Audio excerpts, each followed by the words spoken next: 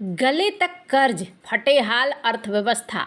IMF ने गिराई है पाक की रेटिंग। जानेंगे क्या हुआ है पाकिस्तान के साथ। तो वहीं जले पे नमक छिड़क दिया है भारत के रक्षा मंत्री ने कहा है कि पीओके तो भारत का मुकुट है, इसके बगैर जम्मू कश्मीर अधूरा अधूरा सा है। क्या मतलब है इसका, जानेंगे क्या चल रहा है। वहीं 1.5 लाख करोड़ रुपए भारत खर्च करने वाला है। ऐसी कौन सी डील करने वाला है। जियोपॉलिटिक्स में बहुत कुछ चल रहा है, हमेशा की तरह जानने को मिलेगा बहुत कुछ। आइए जानते हैं इन खबरों को विस्तार से। गले तक कर्ज में डूबे पाकिस्तान की आर्थिक स्थिति किसी से छिपी नहीं है। भारत के साथ आजाद हुए पाकिस्तान को 75 साल से अधिक हो गए, लेकिन वह अपना गुजारा करने के लिए दूसरे देशों पर निर्भर है। पाकिस्तान आए दिन अपने अजीज दोस्त चीन या फिर सऊदी अरब से कर्ज मांगता फिरता है। वहीं आईएमएफ के सामने पाकिस्तान अक्सर अपना भीख का कटोरा फैलाए हुए रहता है। पाकिस्तान की इस दयनीय स्थिति को देखते हुए आईएमएफ ने उसकी आर्थिक वृद्धि दर घटाकर 3% कर दिया है। पहले ये अनुमान था 3.5%। वहीं आईएमएफ ने भारत की आर्थिक वृद्धि दर 6.5% आंकी है।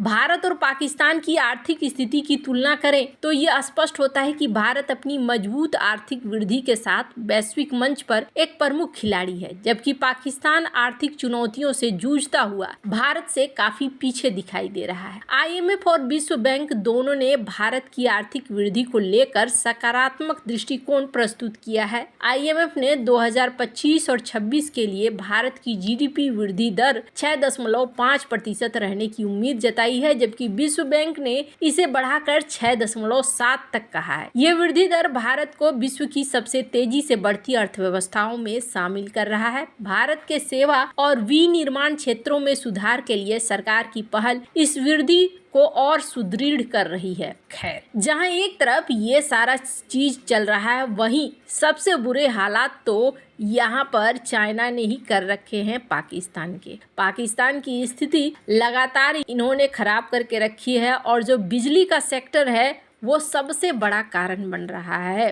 अभी पाकिस्तान में भी इस चीज को लेकर बहुत ज्यादा डिस्कशन चल रहा है, जिसमें कहा जा रहा है कि जो चीजें यहाँ पर हो रही हैं वो पाकिस्तान को कमजोर करने के मकसद से ही है। आर्थिक सर्वेक्षण 2023-24 के अनुसार पाकिस्तान की बिजली उत्पादन क्षमता 42,131 मेगावाट है, जो उसकी घरेलू बिजली मांग से लगभग दोगुनी है। फिर भी पाकिस्तान एकमात्र दक्षिण एशियाई देश है जो बिजली की लगातार कमी का सामना कर रहा है। यहाँ तक कि कराची जैसे प्रमुख शहरों में भी लोड शेडिंग बड़े पैमाने पर हो रही है। ब्लूमबर्ग की एक रिपोर्ट से पता चला है कि मई 2024 में आईएमएफ बेलआउट हासिल करने के लिए बिजली की दरों में भारी वृद्धि के बाद पाकिस्तान में एक घर को बिजली देना किराए पर लेने से अधिक महंगा हो सकता है। लगातार कमी और आसमान छूती लागत के बीच पर्याप्त ऊर्जा आपूर्ति की असंगति ने पाकिस्तान के आईपीपी को सार्वजनिक आलोचना को फिर से सुलगा दिया है, विशेष रूप से सीपेक के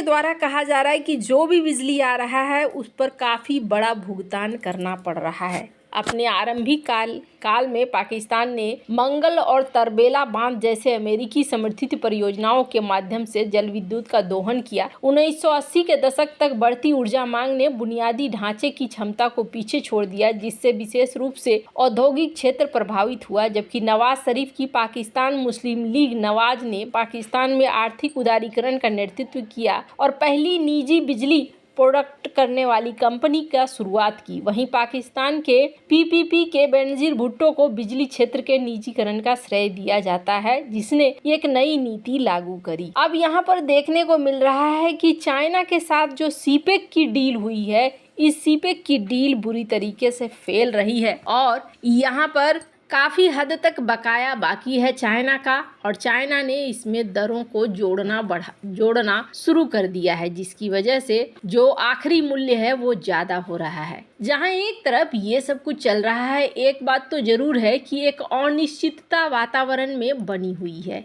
अब इन सब के बीच में भारत 1.5 लाख करोड़ रुपए 31 मार्च तक खर्च करने वाला है। तो इतने कम समय में आखिरकार भारत करना क्या चाहता है? नए साल में भारत की सेनाओं की मजबूती की दिशा में सरकार अहम डिफेंस डील करने जा रही है। आर्म फोर्सेस की मारक क्षमता बढ़ाने की दीर्घकालिक योजना के तहत 31 मार्च को समाप्त होने वाले इस वित्त वर्ष से पहले लड़ाकू विमानों, पनडुब्बियों, हेलीकॉप्टरों और तोपों के लिए कम से कम 4 बड़े रक्षा सौदों पर हस्ताक्षर करने की योजना बनाई गई है। इन सौदों की कुल कीमत 1.5 लाख करोड़ रुपए से अधिक है। रक्षा सूत्रों ने कहा है कि सबसे पहला सौदा फ्रांस के साथ 26 राफेल मरीन लड़ाकू जेट के खरीदने के साथ होगा, जो 63,000 करोड़ रुपए का होगा। ये स्वदेशी विमान वाहक पोत INS विक्रांत के डेक से ऑपरेट होंगे। फिर कहा जा रहा है कि नौसेना के लिए 22 एकल सीट वाले समुद्री जेट, 4 दोहरे सीट वाले प्रशिक्षक विमानों के साथ साथ हथियारों, सिमुलेटरों,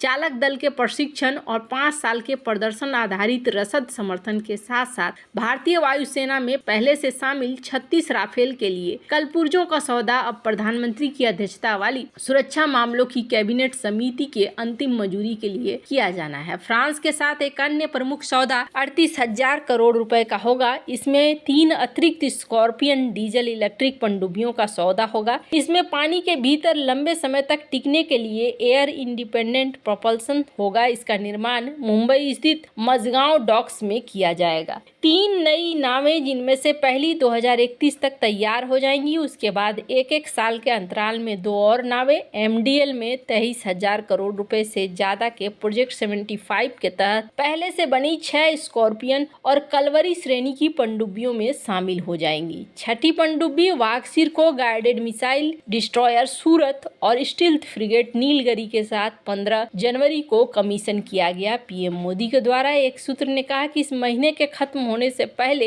CCF की तरफ से राफेल की मंजूरी देने की संभावना है। इसके तुरंत बाद स्कॉर्पियन सौदे की मंजूरी दी जाएगी। संजोग से मोदी 11 और 12 फरवरी को आर्टिफिशियल इंटेलिजेंस शिखर सम्मेलन के लिए फ्रांस जाने वाले हैं। अन्य 2 बड़े सौदों 156 स्वदेशी प्रचंड हल्के लड़ाकू हेलीकॉप्टरों के लिए इनकी कीमत लगभग 53,000 करोड़ रुपए है। साथ ही 307 स्वदेशी advance tow artillery gun system की कीमत 8500 करोड़ रुपए है। 156 नए प्रचंड हेलीकॉप्टर हिंदुस्तान एरोनॉटिक्स लिमिटेड द्वारा निर्मित किए जाएंगे। ये हेलीकॉप्टर सियाचिन ग्लेशियर, पूर्वी लद्दाख जैसे उच्च ऊंचाई वाले क्षेत्रों में आक्रामक ऑपरेशन करने में सक्षम होंगे। 156 हेलीकॉप्टर 2022 में हस्ताक्षरित 3,887 करोड़ रुपए के कॉन्ट्रैक्ट के तहत पहले से ही शामिल किए गए 15 ऐसे हेलीकॉप्टरों में शामिल हो जाएंगे। DRDO द्वारा डिजाइन और विकसित ATAGS, जिसकी मारक क्षमता 48 किलोमीटर तक बताई जा रही है, इसका उत्पादन Bharat forge Tata advance system द्वारा किया जाएगा। भारत फोर्ज L1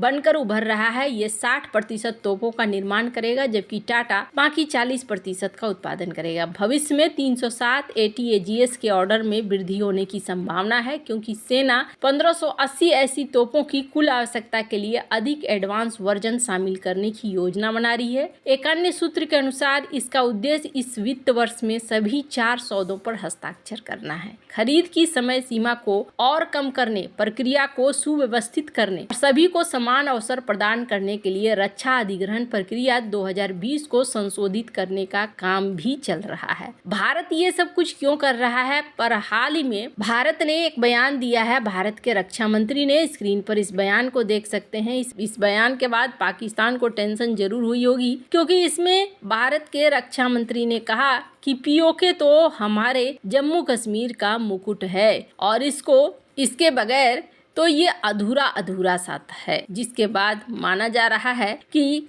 आने वाले समय में POK को लेकर भारत की नीति जो है वो दिखने को मिल जाएगी। वैसे आपको क्या लगता है इन सब मामले में? आपकी क्या राय है? कमेंट कर जरूर बताएं। जल्द मिलते हैं अगली वीडियो में नई खबर के साथ।